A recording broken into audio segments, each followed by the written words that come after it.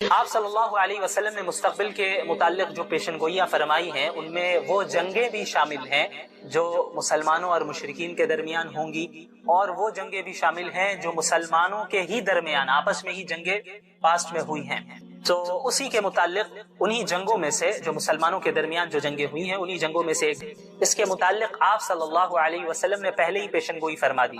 آپ صلی اللہ علیہ وسلم نے فرمایا کہ لا تقوم الساعة حتى تقتتل فئتان عظیمتان تكون بینہما مختلة عظیمة ودعواہما واحدہ، کہ قیامت اس وقت تک قائم نہیں ہوگی جب تک کہ دو بڑے گروہ، دو بڑی جماعتیں آپس میں لڑ نہ لیں اور ان کے درمیان زبردست لڑائی ہوگی، زبردست خون ریزی ہوگی۔ وَدَعْوَاهُمَا وَاحِدَةٌ، حالانکہ ان کا دعویٰ، دونوں کا دعویٰ ایک ہوگا، یعنی دونوں کا دعویٰ ایک ہوگا، دونوں مسلمان ہوں گے، دونوں اسلام میں شامل ہوں گے، داخل ہوں گے، اور دونوں اللہ کو ماننے والے، رسول اللہ پر ایمان لانے والے ہوں گے، لیکن ان کے درمیان زبردست جنگ ہوگی۔ اس حدیث سے ثابت ہوتا ہے، یہ حدیث صحیح بخاری کی ہے جو میں نے ابھی آپ کے سامنے رکھی ہے، وہ صحیح بخاری کی روایت ہے کتاب الفتن کی۔ حضرت ابو ہریرہ رضی اللہ عنہ روایت کرتے ہیں اور حدیث نمبر ہے 7121۔ تو اس طرف اشارہ فرمایا، اور یہ سن 36 ہجری میں آپ صلی اللہ علیہ وسلم کی یہ پیشن گوئی بھی بالکل صحیح ثابت ہوئی، اور اس جنگ کو بھی اللہ کے نبی صلی اللہ علیہ وسلم نے قیامت کی نشانیوں میں سے گنوایا۔ یہاں پر ایک بات کی میں مزید وضاحت کرنا چاہتا ہوں، صحابہ کرام رضی اللہ عنہم اجمعین کے درمیان جو جنگیں ہوئی ہیں انہیں ہم مشاجرات صحابہ کہتے ہیں، ان کے درمیان جو اختلافات ہوئے تو ان کے متعلق اہل السنت والجماعت کا کیا نظریہ ہے، اسے ہمیں سمجھ لینا چاہیے، کیا موقف ہے۔ یاد رکھیے ہمارا یہ عقیدہ ہے کہ انبیاء علیہ السلام کے بعد انسانوں میں افضل ترین جو جماعت ہے وہ صحابہ کرام کی جماعت ہے، اور اللہ اور اس کے رسول صلی اللہ علیہ وسلم کی اطاعت اور ان کی اتباع کرنے میں تمام انسانوں میں سب سے اعلیٰ، سب سے نیک، سب سے تیزی کرنے والے اتباع کرنے میں صحابہ کرام ہی ہے، خیر میں سبقت لے جانے والے صحابہ کرام ہی ہے، اور انہی کی خدمات کا نتیجہ ہے کہ دین آج ہم تک پہنچا ہے، اور انہی کی قربانیوں کا نتیجہ ہے کہ اللہ تعالیٰ نے اس دین کو غلبہ عطا کیا۔ تو صحابہ کرام کے درمیان جو کچھ بھی اختلافات ہوئے، جو کچھ بھی جنگیں ہوئی ہیں، ان کے متعلق اہل السنت والجماعت کا یہ متفقہ موقف ہے کہ ہم سکوت اختیار کریں، خاموشی اختیار کریں، یعنی ہم 1400 سال بعد آ کر ہماری اور آپ کی کوئی حیثیت نہیں ہے کہ اس جماعت کی نیتوں پر ہم حملہ کریں، ہم فیصلہ کریں کہ بھئی یہ 100% غلط ہے اور یہ 100% صحیح ہے، ہمیں یہ اختیار نہیں دیا گیا، بلکہ ہمیں اپنے ایمان کی حفاظت کرنی ہے، اور ہم کسی فتنے میں مبتلا ہو جائے اس سے بچنے کے لیے ہمیں چاہیے کہ صحابہ کرام کے متعلق اپنی زبان کو بند رکھیں۔ آج ہمارے یہاں ایسے کئی لوگ ہیں جو کھڑے ہو گئے ہیں اور دعویٰ کرتے ہیں اور صحابہ کرام کے خلاف بولتے ہیں، حضرت امیر معاویہ رضی اللہ عنہ کے خلاف بولتے ہیں، اور بعض ایسے بھی ہیں جو حضرت معاویہ رضی اللہ عنہ کے دفاع کرتے کرتے حضرت علی رضی اللہ تعالی عنہ کے متعلق ایسی باتیں بول دیتے ہیں جو ان کے شایع نشان نہیں ہے۔ تو اسی لیے اہل السنت والجماعت کا سب سے بہترین اور معتدل اور صحیح موقف یہی ہے کہ ہم خاموشی اختیار کریں، کہ ہم لب کشائی نہ کریں، چپ رہیں، کیونکہ یہ جتنے حضرات ہیں یہ مجتہد تھے۔ حضرت معاویہ رضی اللہ عنہ ان کا بھی ایک مقام ہے، وہ بھی مجتہد تھے۔ حضرت علی رضی اللہ تعالی عنہ ان کے مقام سے کون واقف نہیں ہے، ان کے فضائل سے کون واقف نہیں ہے، وہ بھی مجتہد ہیں۔ سنن نبی داؤد کی روایت ہے، اس میں ایک فتنے کے متعلق آپ صلی اللہ علیہ وسلم نے ذکر کیا اور ایک پیشن گوئی فرمائی ہے، اور وہ پیشن گوئی آج صحیح ثابت ہو چکی ہے، یہ ہمارے زمانے کے لیے ہی ہے، اور کس وجہ سے وہ یعنی وہ فتنہ ظاہر ہو رہا ہے، وہ کیوں ظاہر ہو رہا ہے، وہ وجہ بھی آپ صلی اللہ علیہ وسلم نے بتائی ہے، اور ہمارے لیے اس میں سبق بھی ہے کہ اگر ہم اسے ٹھیک کر لیں تو ہم اس فتنے سے محفوظ ہو جائیں گے۔ تو وہ روایت سنن نبی داؤد کی روایت ہے، حدیث نمبر 4297 ہے۔ حضرت ثوبان رضی اللہ عنہ فرماتے ہیں کہ قال رسول اللہ صلی اللہ علیہ وسلم یوشک الامم ان تداعى علیکم كما تداعى الاکلة الى قصعتها فقال قائل ومن قلة نحن یومئذ۔ آپ صلی اللہ علیہ وسلم نے فرمایا کہ وہ زمانہ قریب ہے کہ تمام قومیں، تمام امتیں، یعنی اسلام دشمن امتیں، سب ایک دوسرے کو اس طرح تم پر ٹوٹ پڑنے کے لیے دعوت دیں جس طرح کھانے والے ایک برتن کی طرف تمام لوگوں کو دعوت دیتے ہیں، یعنی ایک برتن ہے، ایک پلیٹ ہے، اس میں کھانا ہے، تو اسے کھانا کھانے کے لیے لوگ ایک دوسرے کو دعوت دیتے ہیں کہ آپ بھی آئیے، آپ بھی آئیے، اور چاروں طرف سے لوگ بیٹھ جاتے ہیں اور اس پلیٹ پر، اس کھانے پر چاروں طرف سے حملہ کیا جاتا ہے۔ تو وہ زمانہ قریب ہے کہ جس طرح لوگ ایک دوسرے کو کھانے کی لگن کی طرف یا برتن کی طرف دعوت دیتے ہیں اور چاروں طرف سے بیٹھ کر حملہ کرتے ہیں اس کھانے پر اور کھاتے ہیں، وہ زمانہ قریب ہے کہ لوگ اسی طرح اور تمام امتیں اس امت کو مٹانے کے لیے، اس امت کو ختم کرنے کے لیے، اس امت کو ذلیل اور رسوا کرنے کے لیے، اس امت کو مغلوب کرنے کے لیے ایک دوسرے کو یہ قومیں اور یہ امتیں دعوت دیں گی کہ آئیں اور سب مل کر ہم اسلام پر حملہ کریں اور مسلمانوں پر حملہ کریں۔ یہ زمانہ قریب ہے۔ تو صحابہ کرام میں سے کسی نے عرض کیا کہ وَمِن قِلَّةٍ نَحْنُ يَوْمَئِذٍ، کیا اس دن ہماری تعداد اتنی کم ہوگی، اس وجہ سے ایسا ہوگا؟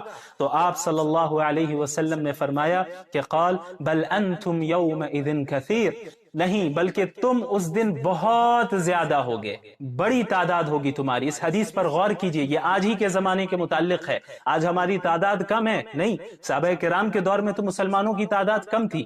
آج کیا ہماری تعداد کم ہے؟ ہرگز تعداد کم نہیں ہے۔ اور کیا آج یہی حال نہیں ہے کہ تمام قومیں اور تمام امتیں اس اسلام پر اور مسلمانوں پر آج ٹوٹ پڑی ہیں؟ پوری دنیا آج اسلام پر حملہ کر رہی ہے، پوری دنیا آج مسلمانوں کو ذلیل اور رسوا کرنے کے پر تلی ہوئی ہے۔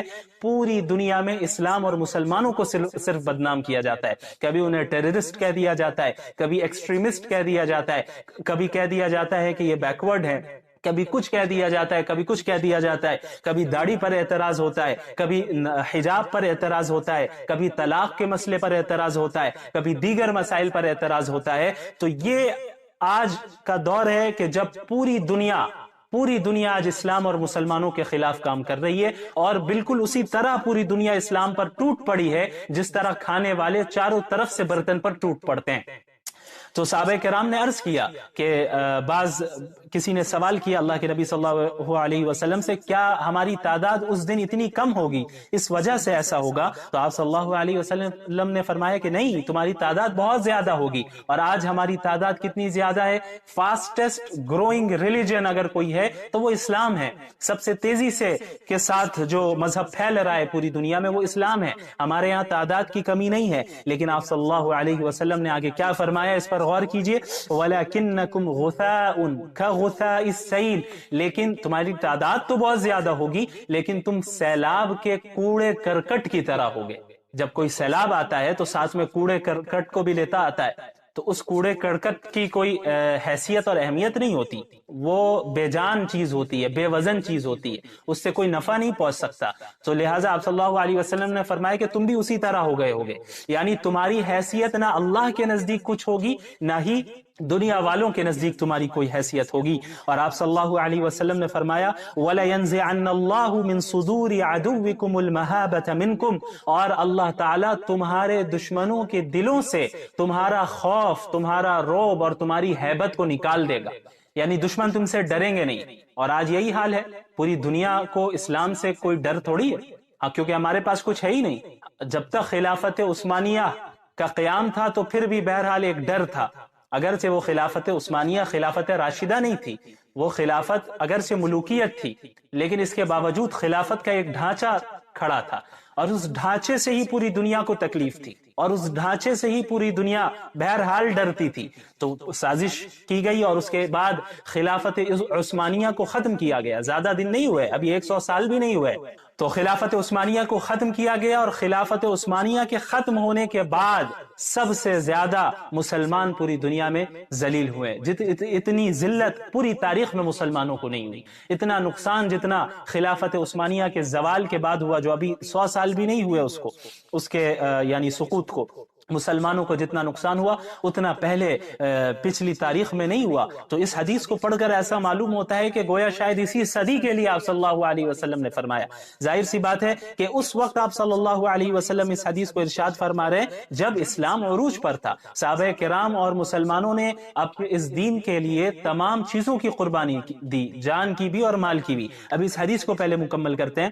آپ صلی اللہ علیہ وسلم نے فرمایا کہ تمہارے دشمنوں کے دلوں سے اللہ تعالیٰ تمہارا خوف، رعب اور ہیبت کو نکال دے گا۔ آج یہی صورتحال ہے۔ اس کے بعد آپ صلی اللہ علیہ وسلم نے فرمایا وَلَيَغْذِفَنَّ اللَّهُ فِي قُلُوبِكُمُ الْوَهْنَ، اور اللہ تعالیٰ تمہارے دلوں میں وہن ڈال دے گا۔ فقال قائل یا رسول اللہ وما الوہن، تو پوچھنے والے نے سوال کیا کہ یا رسول اللہ وہن کا مطلب کیا ہے؟ آپ صلی اللہ علیہ وسلم نے فرمایا کہ حب الدنیا و کراہیت الموت، یعنی دنیا کی محبت اور موت کا ڈر، جڑ کی طرف اشارہ کیا، جو اصل وجہ ہے اس کی طرف اشارہ کر دیا۔ اب آپ دیکھ لیں ہمارے اندر کتنا آج موت کا ڈر ہے اور دنیا کی کتنی محبت ہے۔ اچھا، کس سے آپ صلی اللہ علیہ وسلم ارشاد فرما رہے؟ صحابہ کرام سے۔ ظاہر سی بات ہے صحابہ کرام کے اندر یہ چیز داخل ہو، ایسا ہو ہی نہیں سکتا۔ اگر ایسا ہوتا کہ صحابہ کے اندر دنیا کی محبت ہوتی اور موت کا ڈر ہوتا تو اسلام کے لیے اتنی قربانیاں کبھی نہیں دیتے۔ بدر کے موقع پر 313 اپنے سے 3 گنا زیادہ طاقت کے سامنے کبھی نہیں جاتے، لیکن وہ گئے کیونکہ ان کے اندر موت کا ڈر نہیں تھا، اس کے علاوہ دنیا کی محبت نہیں تھی، تبھی انہوں نے ہجرت کی اور اپنے گھر کو، اپنے اہل و عیال کو اور اپنے مال اور جائیداد کو مکہ میں چھوڑ دیا اور پھر ہجرت کر کے آئے۔ تو اس وقت آپ صلی اللہ علیہ وسلم یہ بات ارشاد فرما رہے کہ جب یہ چیز واقع نہیں ہوئی تھی، اور ممکن ہے کہ کئی صدی بعد، بلکہ حقیقت ہے کہ کئی صدی بعد یہ چیز واقع ہوئی۔ جس طرح پوری امت پر، یعنی اس امت مسلمہ پر پوری دنیا ٹوٹ پڑی ہے، یہ چیز بعد میں واقع ہوئی۔ شروع میں تو اسلام کا عروج تھا، بالکل عروج تھا، تو آپ صلی اللہ علیہ وسلم نے پیشن گوئی فرمائی۔ تو صحابہ کو یقیناً تعجب ہوا کہ ایسا کیسے ہو جائے گا کہ ہمارے اندر یہ بیماری تو ظاہر سی بات ہے نہیں آ سکتی، صحابہ کرام کے اندر تو یہ بیماری نہیں آ سکتی۔ تو انہیں یہ چیز، اس چیز نے سوچ میں ڈالا کہ آخر کیا وجہ ہو سکتی ہے۔ یعنی یہ تو ان کو یقین تھا کہ آپ صلی اللہ علیہ وسلم جو فرما رہے یہ تو ہونا ہے، لیکن وہ یہ سوچنے لگے کہ آخر وجہ کیا ہوگی، ایسا کیوں ہوگا، کیونکہ اب تک تو اللہ ہماری مدد کر رہا ہے، ہم نے اللہ کے لیے قربانیاں دی ہیں اور ہم اب اخلاص کے ساتھ اللہ کے نبی صلی اللہ علیہ وسلم کے ساتھ جڑے ہوئے ہیں، تو ہمیں فتح تو حاصل ہو رہی ہے، لیکن پوری دنیا مسلمانوں پر ٹوٹ پڑے گی اور آپ صلی اللہ علیہ وسلم فرما رہے ہیں کہ تم سیلاب کے کوڑے کرکٹ کی مانند ہو جاؤ گے، تو اس کی وجہ کیا ہے؟ تو انہوں نے یہی سوچا ہوگا، یہی سوچا جیسا کہ سوال سے ہمیں معلوم ہوتا ہے کہ بھئی باطنی خرابی مسلمانوں کے اندر ہو، یہ تو ہم تصور نہیں کریں گے، لیکن ممکن ہے کہ یہ دنیا دارالاسباب ہے اور اس میں یہاں پہ جس کے پاس زیادہ طاقت ہوتی ہے، زیادہ تعداد ہوتی ہے، تو وہ غالب آ جاتی ہے وہ جماعت عام طور پر عموماً، کیونکہ دارالاسباب ہے۔ تو ممکن ہے کہ مسلمانوں کی جو یہ صورتحال مستقبل میں ہوگی کہ اسی وجہ سے ہوگی کہ شاید ان کی تعداد کم ہو،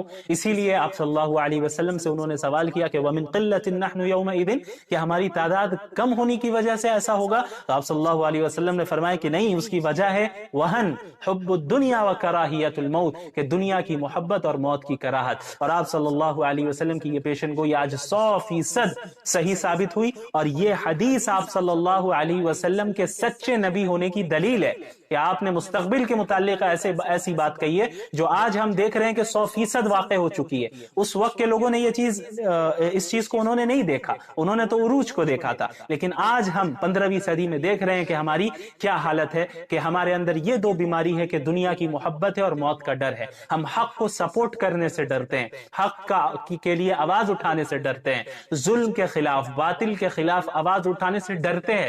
کیوں ڈرتے ہیں؟ اسی بات کا ڈر ہے کہ اگر ہم حق کی بات کریں گے تو ہمیں جیل بھیج دیا جائے گا، حق کی بات کریں گے تو ہمارے خلاف کیسز چلیں گے، حق کی بات کریں گے تو ہماری تجارت کو، بزنس کو بند کر دیا جائے گا، حق کی بات کریں گے تو ہمارے گھر والوں کو تکلیف پہنچائی جائے گی۔ تو یہی تو حب الدنیا ہے، دنیا کی محبت تو اسی کو کہتے ہیں۔ اگر ہم حق کا ساتھ دیں گے تو ہمارے اوپر دہشت گردی کا الزام لگایا جا سکتا ہے، ایکسٹریمزم کا الزام لگایا جا سکتا ہے، بہت کچھ کیا جا سکتا ہے، تو ہمیں موت کا بھی ڈر ہے، ہو سکتا ہے کہ ہمیں جان سے مار دیا جائے۔ تو یہ دو بیماری ہے، تو یہ جو دو بیماریاں ہمارے اندر ہے، یہی وجہ ہے کہ آج ہم زوال کا شکار ہے، انحطاط کا شکار ہے، آج ہم اس دنیا میں ترقی نہیں کر رہے ہیں۔ صحابہ کرام کے اندر یہ دو بیماریاں ہرگز نہیں تھی، کوئی بیماری نہیں تھی باطنی بیماری، تبھی انہوں نے کیسر و قسرا کے تخت کو مٹانے کے لیے، اس امت کو ختم کرنے کے لیے، اس امت کو ذلیل اور رسوا کرنے کے لیے، اس امت کو مغلوب کرنے کے لیے ایک دوسرے کو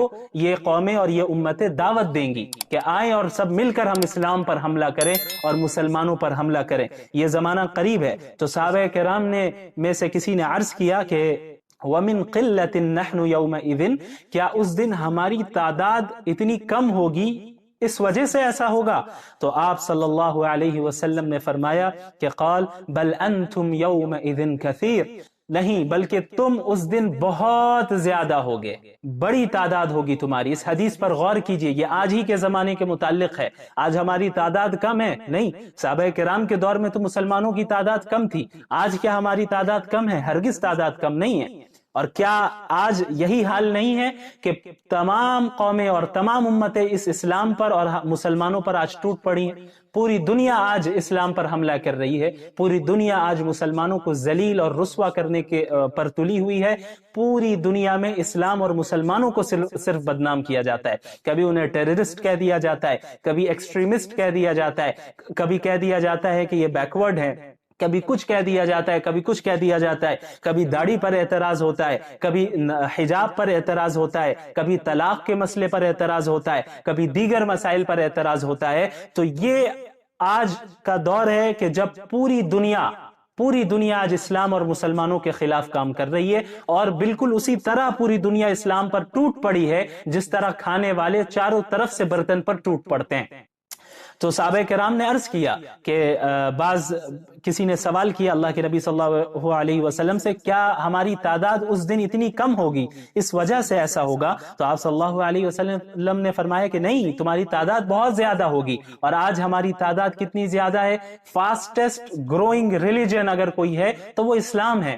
سب سے تیزی سے کے ساتھ جو مذہب پھیل رہا ہے پوری دنیا میں وہ اسلام ہے۔ ہمارے یہاں تعداد کی کمی نہیں ہے، لیکن آپ صلی اللہ علیہ وسلم نے آگے کیا فرمایا، اس پر غور کیجئے، وَلَكِنَّكُمْ غُثَاءٌ كَغُثَاءِ السَّيْلِ، لیکن تمہاری تعداد تو بہت زیادہ ہوگی لیکن تم سیلاب کے کوڑے کرکٹ کی طرح ہوگے۔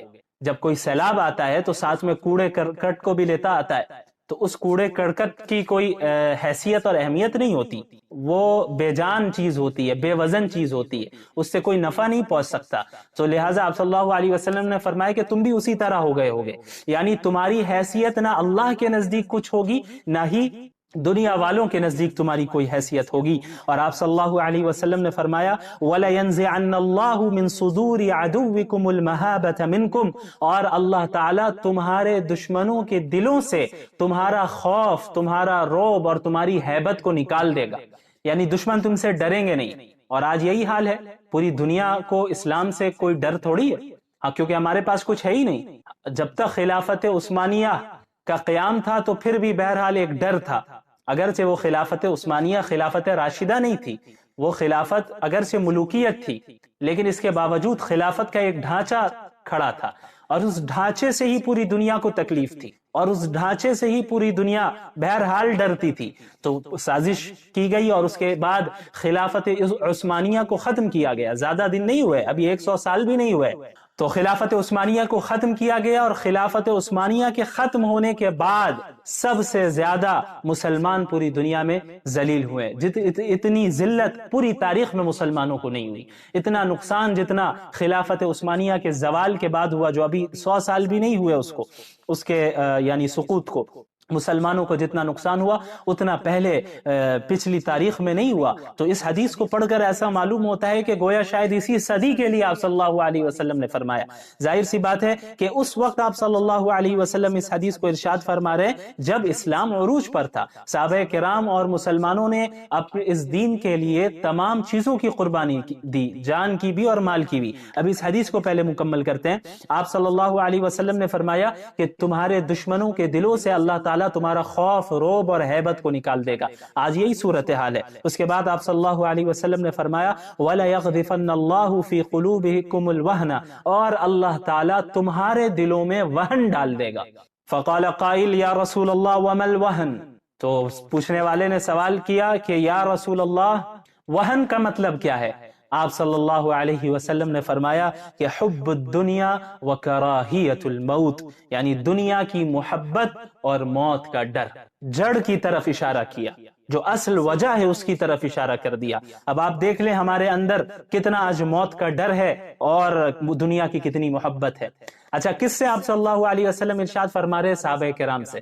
ظاہر سی بات ہے صحابہ کرام کے اندر یہ چیز داخل ہو، ایسا ہو ہی نہیں سکتا۔ اگر ایسا ہوتا کہ صحابہ کے اندر دنیا کی محبت ہوتی اور موت کا ڈر ہوتا تو اسلام کے لیے اتنی قربانیاں کبھی نہیں دیتے۔ بدر کے موقع پر 313 اپنے سے 3 گنا زیادہ طاقت کے سامنے کبھی نہیں جاتے، لیکن وہ گئے کیونکہ ان کے اندر موت کا ڈر نہیں تھا، اس کے علاوہ دنیا کی محبت نہیں تھی، تبھی انہوں نے ہجرت کی اور اپنے گھر کو، اپنے اہل و عیال کو اور اپنے مال اور جائیداد کو مکہ میں چھوڑ دیا اور پھر ہجرت کر کے آئے۔ تو اس وقت آپ صلی اللہ علیہ وسلم یہ بات ارشاد فرما رہے کہ جب یہ چیز واقع نہیں ہوئی تھی، اور ممکن ہے کہ کئی صدی بعد، بلکہ حقیقت ہے کہ کئی صدی بعد یہ چیز واقع ہوئی، جس طرح پوری امت پر، یعنی اس امت مسلمہ پر پوری دنیا ٹوٹ پڑی ہے، یہ چیز بعد میں واقع ہوئی۔ شروع میں تو اسلام کا عروج تھا، بالکل عروج تھا۔ تو آپ صلی اللہ علیہ وسلم نے پیشن گوئی فرمائی تو صحابہ کو یقیناً تعجب ہوا کہ ایسا کیسے ہو جائے گا کہ ہمارے اندر یہ بیماری، تو ظاہر سی بات ہے نہیں آ سکتی، صحابہ کرام کے اندر تو یہ بیماری نہیں آ سکتی۔ تو انہیں یہ چیز، اس چیز نے سوچ میں ڈالا کہ آخر کیا وجہ ہو سکتی ہے، یعنی یہ تو ان کو یقین تھا کہ آپ صلی اللہ علیہ وسلم جو فرما رہے یہ تو ہونا ہے، لیکن وہ یہ سوچنے لگے کہ آخر وجہ کیا ہوگی، ایسا کیوں ہوگا، کیونکہ اب تک تو اللہ ہماری مدد کر رہا ہے، ہم نے اللہ کے لیے قربانیاں دی ہیں اور ہم اب اخلاص کے ساتھ اللہ کے نبی صلی اللہ علیہ وسلم کے ساتھ جڑے ہوئے ہیں، تو ہمیں فتح تو حاصل ہو رہی ہے، لیکن پوری دنیا مسلمانوں پر ٹوٹ پڑے گی اور آپ صلی اللہ علیہ وسلم فرما رہے ہیں کہ تم سیلاب کے کوڑے کرکٹ کی مانند ہو جاؤ گے، تو اس کی وجہ کیا ہے؟ تو انہوں نے یہی سوچا ہوگا، یہی سوچا جیسا کہ سوال سے ہمیں معلوم ہوتا ہے کہ بھائی باطنی خرابی مسلمانوں کے اندر ہو، یہ تو ہم تصور نہیں کریں گے، لیکن ممکن ہے کہ یہ دنیا دارالاسباب ہے اور اس میں یہاں پہ جس کے پاس زیادہ طاقت ہوتی ہے، زیادہ تعداد ہوتی ہے،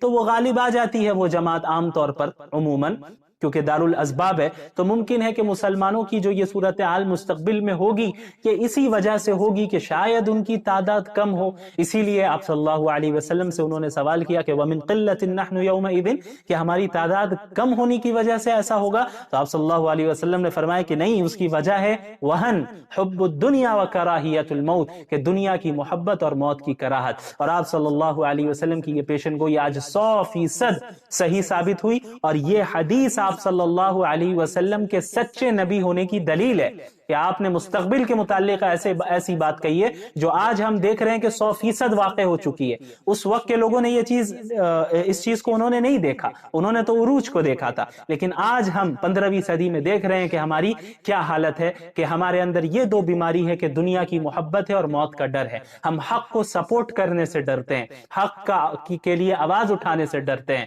ظلم کے خلاف، باطل کے خلاف آواز اٹھانے سے ڈرتے ہیں۔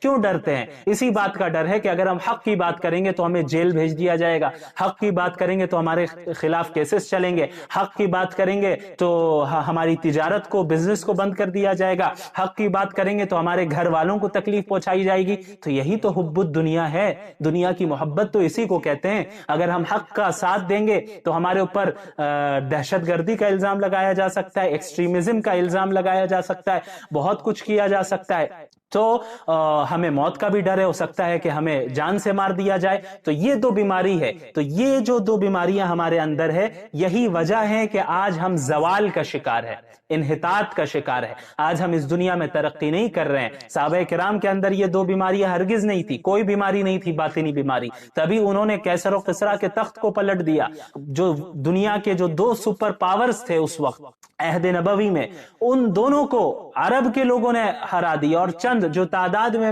مختصر سے اور اسباب میں مختصر سے ایسے لوگوں نے قیصر کو، رومی حکومت کو، رومن امپائر کو ہرا دیا اور وہاں پر اسلام کا جھنڈا لہرایا۔ تو یہ ایمان کی بدولت ہوا، صرف اسباب سے نہیں ہوتا کچھ، ایمان کی بنیاد پہ ہوتا ہے۔ اور ان کے اندر موت کا ڈر نہیں تھا، اگر موت کا ڈر ہوتا تو اس طرح نہیں غالب آ پاتے۔ اسی طرح دنیا کی محبت بھی نہیں تھی۔ آج یہ تو ایک بہت بڑی چیز ہے کہ ہم حق اور باطل کے لیے کھڑے ہوں، یعنی حق کے لیے کھڑے ہوں اور باطل کے خلاف کھڑے ہوں، یہ تو ایک بہت بڑی چیز ہے۔ ہمارا جو معاشرہ ہے اپنا، اس میں اگر کوئی منکر کام ہوتا ہے، اس میں اگر کوئی گناہ کا کام ہوتا ہے تو ہم تو اس کے خلاف بھی نہیں اٹھتے۔ آپ دیکھ لیں، اچھے سے اچھے دیندار شخص ہے، اگر انہیں کوئی ایسی شادی کی دعوت دی جائے، ایسی شادی میں بلایا جائے جہاں غیر شرعی رسم و رواج ہے، تو وہ ضرور شریک ہو جاتا ہے، داڑھی ٹوپی رکھ کر شریک ہو جاتا ہے۔ وہاں اس کی یہ ہمت نہیں ہوتی کہ وہ کہے اپنے رشتہ دار سے کہ میں تمہاری شادی میں شریک نہیں ہوں گا، क्योंकि तुम शरीयत के खिलाफ अमल कर रहे हो, मैं तुम्हारे साथ शरीक नहीं हो सकता। वहां ये सोचेगा कि भाई रिश्तेदार क्या बोलेंगे, घर वाले क्या बोलेंगे। तो इसे ही कहते हैं दुनिया की मोहब्बत, कि वो किसी के सामने बदनाम नहीं होना चाहता, तकलीफ नहीं झेलना चाहता, कोई उससे रूठ जाए इसे ये बर्दाश्त नहीं करेगा। तो अल्लाह को नाराज करके और दुनिया को खुश करके तुम्हें क्या हासिल है? दुनिया को अगर पूरी दुनिया नाराज हो जाए और अल्लाह तुमसे खुश है तो ये तुम्हारे लिए काफी है, इस बात को याद रखना। इसलिए हुब्बुद दुनिया व कराहियतुल मौत, दुनिया की मोहब्बत और मौत का डर अपने दिलों से जब हमने खत्म कर दिया, तो इस हदीस में मैंने आपको पिछले एपिसोड में ये बताया था कि आप सल्लल्लाहु अलैहि वसल्लम की जो ये प्रेडिक्शंस है, पेशन गोइयां है, वो महज पेशन गोइयां नहीं है। सिर्फ खबर नहीं दी है आप सल्लल्लाहु अलैहि वसल्लम ने, बल्कि उससे बचने का इलाज भी बताया है। एक तो मुतनब्बे भी किया कि देखो ऐसा होगा, तुम बचे रहना, तुम इसमें शिकार ना होना। लेकिन उसके बाद वजह भी बता दी कि क्यों होता है, ऐसा क्यों होगा। तो अब हमें वजह जब पता चल गई तो अब हमें उसे रिकवर करने की जरूरत है, उसे ठीक करने की जरूरत है। आप सल्लल्लाहु अलैहि वसल्लम ने इलाज